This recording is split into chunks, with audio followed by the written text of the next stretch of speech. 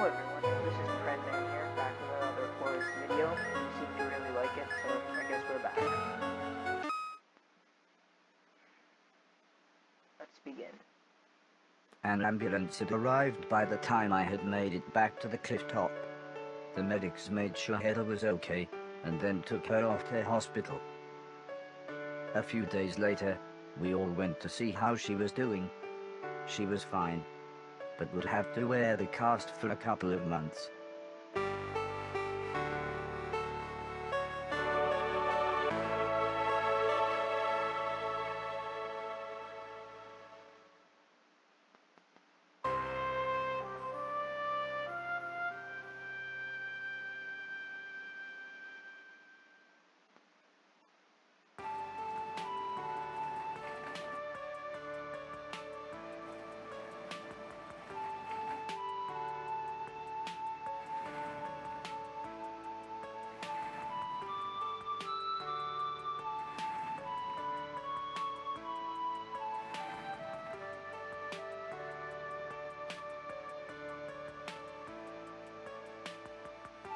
Once Heather got to know me, we became good friends.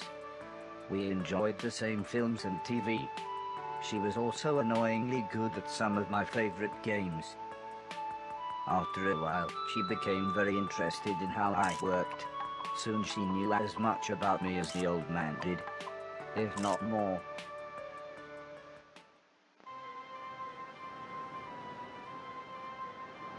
We spent the next couple of months visiting other countries, as when it came to teaching me things, the old man always liked to pick interesting locations. He had explained the basics of mathematics to me at the Great Pyramid of Egypt. Taught me history in the dead of night, surrounded by mysterious giant stones. And even showed me science in action high up in a hot air balloon. This is why I was surprised when the old man took me to a restaurant. It was nice, but it seemed very somber compared to the previous grand locations. He said he just wanted to chat, and this was nice and quiet. Plus it was his favorite place to eat. We talked about life, the universe, Douglas Adams, everything really. When I asked him why were we here, why did we exist, he just smiled and said, life is like a game, just don't expect to be finished anytime soon. When I looked puzzled, he said, well, everyone should have a purpose. So I asked him, what's my purpose? He thought for a bit, then said, so you want to be a real boy? Which just confused me even more. Eventually the old man said, for now, I want you to help clean things around the house. I must have looked unimpressed, as he then said, okay, I want you to clean 1,000,000 things. It didn't sound like the meaning of life, but I suppose you've got to start somewhere.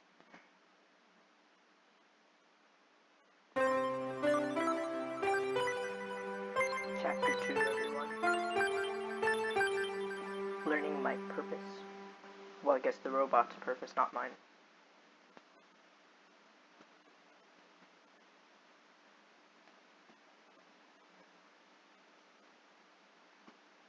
The next day, the old man said he wanted to install some more software, so he powered me down. When I came to, he said Mr. Silton had a joke for me, and that I should pull his finger. I don't think I got the joke, so the old man powered me down again. This time when I pulled Mr. Silton's finger, I got the joke, but it wasn't very funny. The old man then explained that he had installed a special chip which allowed me to clean away anything that was broken. He said it also tells me how many things are nearby, and how many smaller things are in a bigger thing. It all sounded very complicated, but he said all I really had to do was pause, and it would bring up all the information I needed. He then said he wanted me to find and clean all of the items in the room. He told me there would be some chains to climb, but that would be nice and easy, as I just had to press up. He then finished by saying, when I had collected all the items, I should come back here. That's cool. New things that this Mr. Robot Man Horace can do. Oh, so I just collect these things? What does this do? Oh. So it says how much junk there is.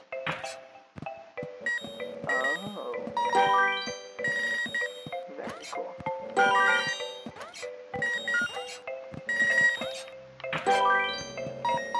How do you collect the barrel? 500.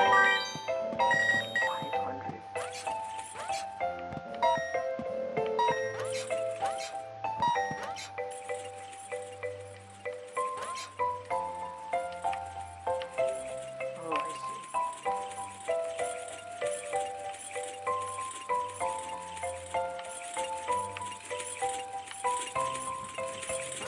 That's cool.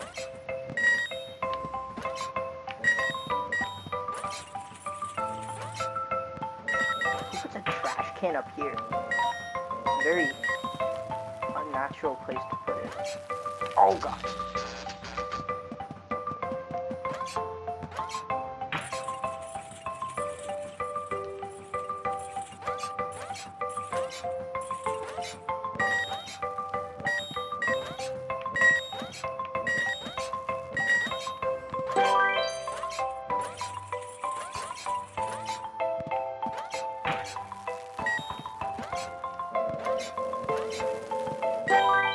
Okay, I collected an entire car. How much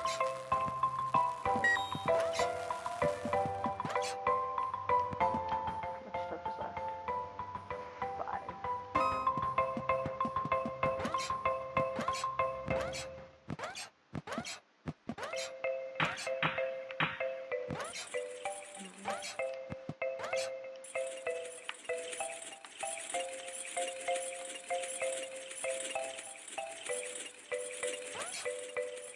Where's the other? Already check up there, did. Okay, so then it's down here somewhere, I guess.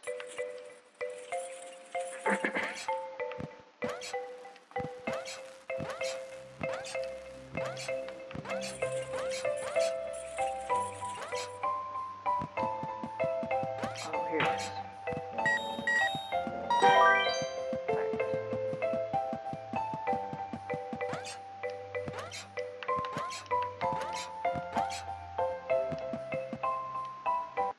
The old man then asked the old lady Heather and I to follow him outside. I was happy too, as it was a lovely hot day. The old man said he was worried that Alice had been calling again. She had filled up a small barn with old bicycles and newspapers. Heather said this would be a perfect chance to properly test my new powers. The old man thought for a second, then said, using the steptoe chip, I should find and clean at least 300 things. When we explained to Alice what we wanted to do, she seemed scared. But after the old lady kindly explained that, well, the barn was starting to smell, she said it would be okay.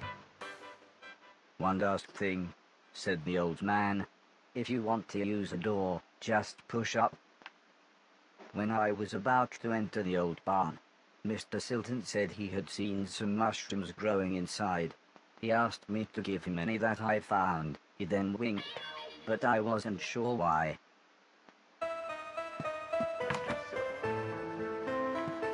Oh, well.